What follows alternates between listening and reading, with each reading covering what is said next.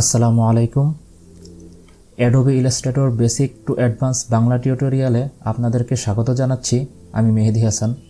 আপনারা যারা graphic designer হতে চান অথবা আপনাদের যাদের গ্রাফিক ডিজাইনের প্রতি আগ্রহ রয়েছে তাদের জন্য আমি নিয়ে এসেছি Adobe Illustrator basic to advance Bangla tutorial. তো বন্ধুরা, সর্বপ্রথম আমি আমার পরিচয়টি দিয়ে নিচ্ছি, তারপর আমরা শুরু করব অ্যাডোবি ইলাস্ট্রেটরের পথে আমাদের প্রথম যাত্রা। আমি মেহেদি হাসান, কাজ করছি একটি অস্ট্রেলিয়ান ই কমার্স ওয়েবসাইটের সাথে।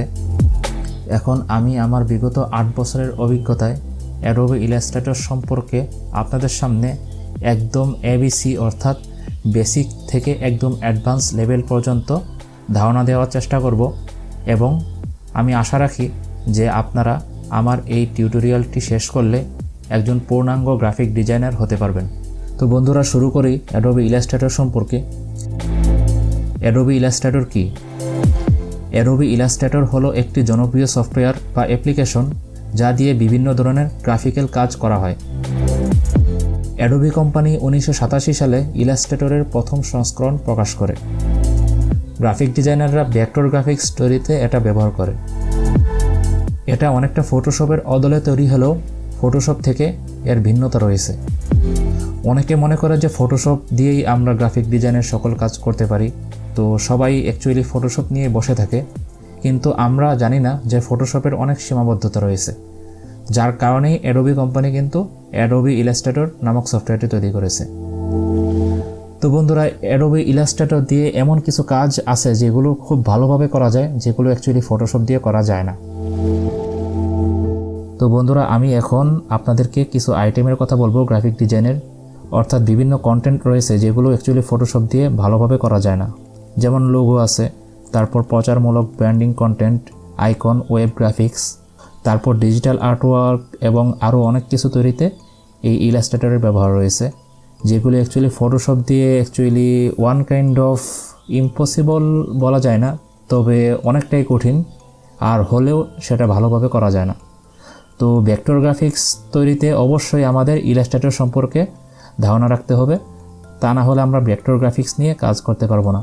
তো বন্ধুরা, ভেক্টর গ্রাফিক্স কি, এই নিয়ে আপনাদের মনে একটি প্রশ্ন অবশ্যই থাকে, তো সেটা নিয়ে আমি অ্যাকচুয়ালি পরে আলোচনা করব, ভেক্টর কি আর রাস্টার কি।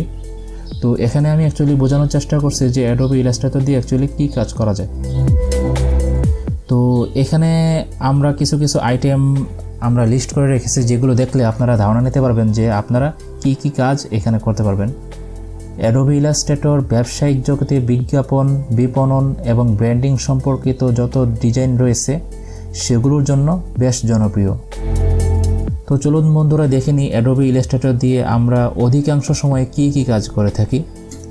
তো অ্যাডোবি ইলাস্ট্রেটর দিয়ে আমরা অ্যাকচুয়ালি সব ধরনের গ্রাফিক্সের কাজই করতে পারি, তবে স্পেশালি এর কিছু ফিল্ড রয়েছে, যেগুলো হলো প্রিন্ট মিডিয়ার কাজে আমরা অ্যাডোবি ইলাস্ট্রেটর ব্যবহার করি, কেননা প্রিন্ট মিডিয়াতে আমাদের বড় বড় ডিজাইনের প্রয়োজন হয় এবং যেগুলো অ্যাকচুয়ালি লসলেস ডিজাইন আমরা চাই যেন প্রিন্ট করার সময় সেই ডিজাইনগুলো ফেটে না যায়।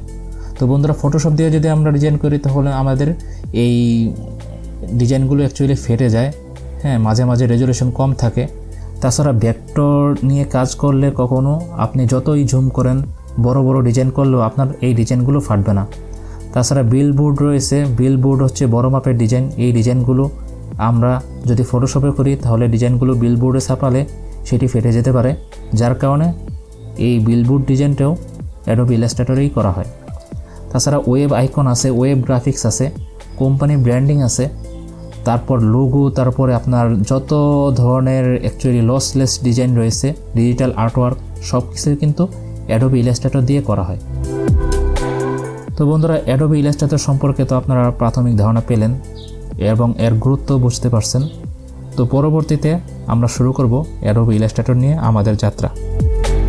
আর আমরা এই অ্যাডোবি ইলাস্ট্রেটর নিয়ে ঠিক ততদূর পর্যন্ত এগোবো যতদূর পর্যন্ত এগোলে আপনাদের অ্যাডোবি ইলাস্ট্রেটর সম্পর্কে একটি পূর্ণাঙ্গ ধারণা হয় এবং বেসিক টু অ্যাডভান্স লেভেলের যত প্রকার টুলস আছে, যত প্রকার টেকনিক আছে, সবগুলোই আপনারা আমার এই টিউটোরিয়াল থেকে জানতে পারবেন।